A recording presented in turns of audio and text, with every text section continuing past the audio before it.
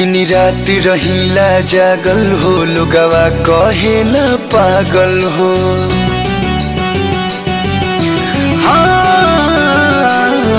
दिन रात रहिला जागल हो लोगवा कहेला पागल हो।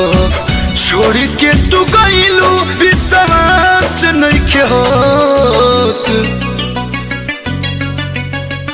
प्यार में इतना दर्द दिहलू बर्दाश्त नइखे होत। प्यार में इतना दर्द दिहलू बर्दाश्त नइखे होत।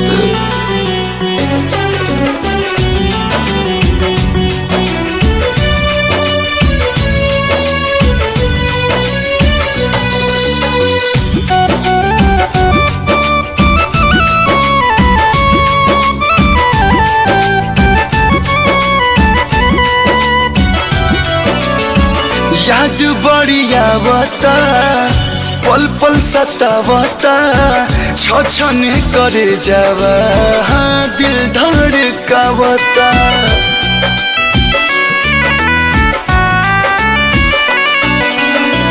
याद बढ़िया बता पल पल सतावता छछन करे जावा दिल धड़कावता। तोहरा बात के हूँ हमर खास नइखे हो। प्यार में इतना दर्द दिहलू बर्दाश्त नइखे हो। प्यार में इतना दर्द दिहलू बर्दाश्त नइखे हो।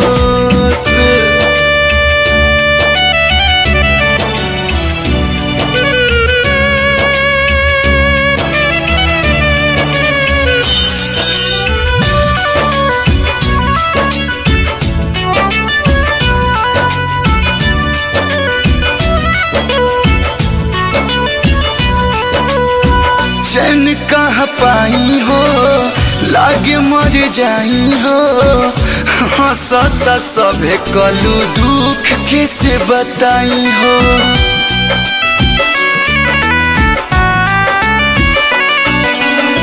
चैन कहाँ पाई हो लागे मर जाई हो। हंसता सभे कलू दुख कैसे बताई हो। प्रकाश बारूद के हुआस नइखे होत। प्यार में इतना दर्द दिहलू बर्दाश्त नइखे होत। प्यार में इतना दर्द दिहलू बर्दाश्त नइखे होत।